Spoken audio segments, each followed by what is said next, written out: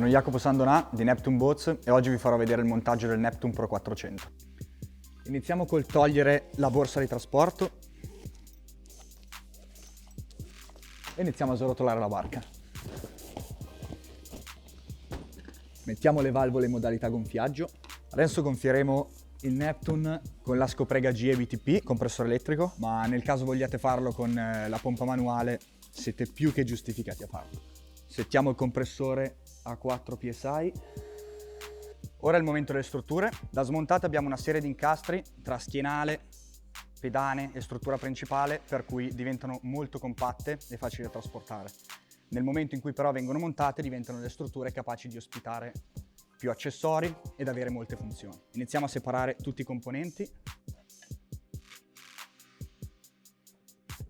Iniziamo con l'assemblare la struttura principale, quindi partiamo dalle gambe del leaning post.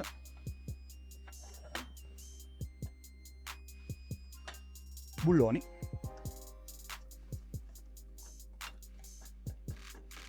E la andiamo a posizionare in corrispondenza degli anelli che in questo momento ci servono. Io preferisco questa configurazione perché permette a tutti e due gli angler di pescare in maniera molto comoda. Bulloni per fissare lo schienale. Adesso dobbiamo fissare le strutture allo scafo della barca utilizzando le apposite cinghie. Una volta che gli appositi scassi della seduta sono in corrispondenza con gli anelli sul fondo che ci interessano, facciamo passare le cinghie per fissare le strutture. Dentro l'anello, dentro l'apposito scasso della seduta e chiudiamo. Adesso è il momento di abbinare tutti gli accessori. Partiamo dal motore, che abbiamo appositamente nascosto. In questo caso abbiniamo un ePropulsion Spirit 1.0, batteria integrata, ha un'autonomia molto prolungata per essere un motore che comunque riesce a sviluppare 3 cavalli di potenza, cavo di alimentazione, siamo pronti per entrare in acqua. Altri accessori che possiamo abbinare al nostro Neptune Pro 400 sono un buon ecoscandaglio, Garmin 9 pollici, schermo touchscreen, che andiamo a abbinare ai nostri Rail Blasa. In questo caso abbiamo uno Starport.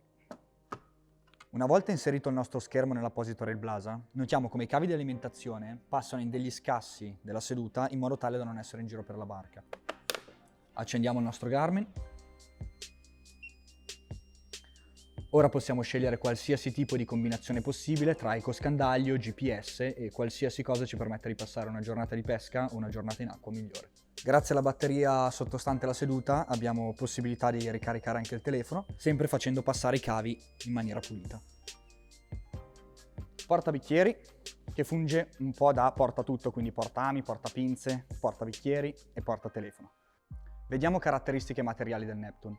Partiamo dal materiale principale che è il Valmex Fabric 0.9 mm 1100 Ditex, interamente termosaldato in modo tale da non avere problemi di scollaggio con le alte temperature e soprattutto per il fatto che, essendo una barca che si monta e si smonta più e più volte, non deve avere nessun tipo di perdita in quel senso. Partendo da poppa abbiamo 2 maniglie rinforzate che servono nel momento in cui la barca viene trasportata da 2 persone per essere il punto più comodo dove sollevarla.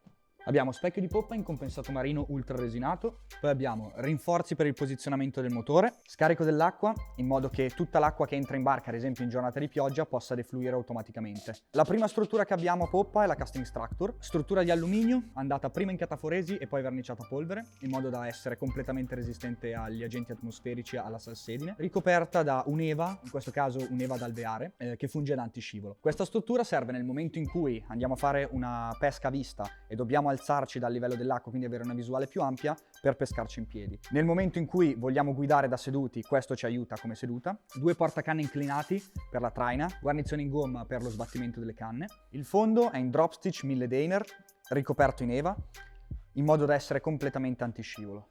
Abbiamo 2 starport in dotazione in tutti i Neptune Pro 400, in modo tale che possa essere abbinata tutta l'accessoristica Rail Blasa. Nei 2 supporti Rail Blasa in dotazione ripports laterali possiamo inserire quello che vogliamo. In questo caso, avendo montato un ecoscandaglio, inseriamo il braccio del trasduttore mobile. Questo braccio potrà essere tirato a bordo o ricalato in acqua in base alla navigazione, alla velocità e a tutte le condizioni che vogliamo coprire. La pagaia che diamo in dotazione ha il suo posto all'interno della barca tra la maniglia di prua e la struttura di poppa.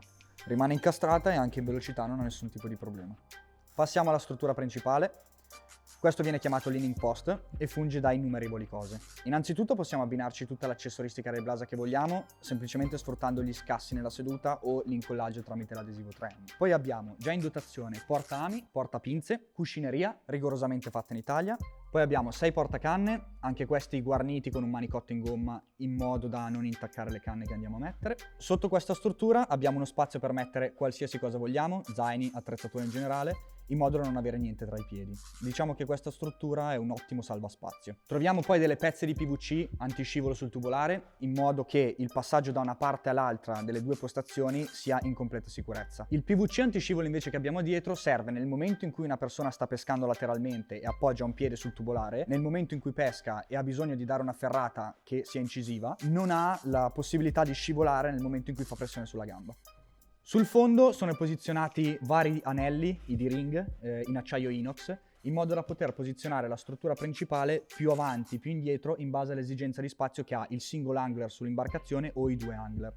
Sulle nostre imbarcazioni montiamo valvole autosvuotanti, in modo che il montaggio e lo smontaggio sia agevolato da questo tipo di soluzione. Un'altra componentistica sono le valvole di regolazione della pressione, quelle che vengono chiamate valvole di sovrappressione, in modo tale che la nostra imbarcazione, se resta al sole per più tempo e quindi la pressione d'aria aumenta, riescono a sfiatare e quindi mantengono la pressione ottimale per la salute del gommone. Sui tubolari troviamo altri anelli di acciaio inox. Diciamo che quello posizionato a prua serve per fissare la barca in un ormeggio, fissare un'ancora o comunque il posizionamento della barca una volta che si è già in acqua.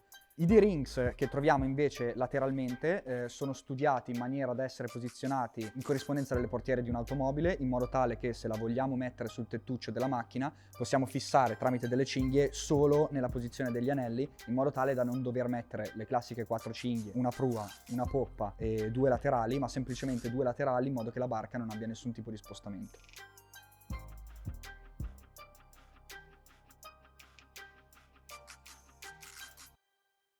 L'intero perimetro dell'imbarcazione è rivestito da un rinforzo antiurto. Anche i loghi che vediamo lateralmente e a prua non sono semplicemente un qualcosa di grafico, ma risultano degli antiurto, delle protezioni al nostro scafo.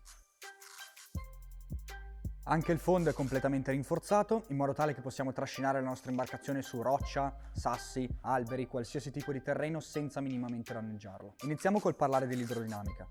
Questo scafo è caratterizzato da un'idrodinamica definita a 3 flussi, quindi a pseudo catamarano, cioè nel momento in cui questo scafo incontra un'onda, 2 parti dell'onda vengono distribuite lateralmente e una parte incanalata nel flusso costante che troviamo al di sotto dell'imbarcazione. Abbiamo un incremento della velocità perché questa barca, appoggiando su delle sezioni veramente ridotte, che sono semplicemente i 2 punti del catamarano, quindi 2 parti del tubolare, ha il minimo attrito possibile in acqua. Ciò permette, grazie anche all'aerodinamica della barca, quindi al tubolare di diametro conico e il bilanciamento con i contrastatori di pranata, di avere un settaggio in acqua che gli permette di sfruttare al massimo una potenza contenuta di un motore fuoribordo. I tipi di fuoribordo abbinabili sono i più svariati. Possiamo partire dagli elettrici più comuni, di un libraggio veramente basso, e la barca avrà comunque delle buone prestazioni, soprattutto dal punto di vista nella pesca in acqua dolce, per poi passare a motori elettrici di un libraggio più alto. Questo ad esempio che abbiamo, lo Spirit 1.0, è l'equivalente di un 3 cavalli a scoppio, per avere delle prestazioni incrementate anche dal punto di vista della velocità, ma avendo semplicemente un unico motore che permette di fare un po' tutto. A questa barca possono essere abbinate però motori fuoribordo anche a scoppio fino a 10 cavalli per 45 kg di peso, e con un 10 cavalli abbiamo un incremento prestazionale molto alto in modo da arrivare oltre i 20 nodi.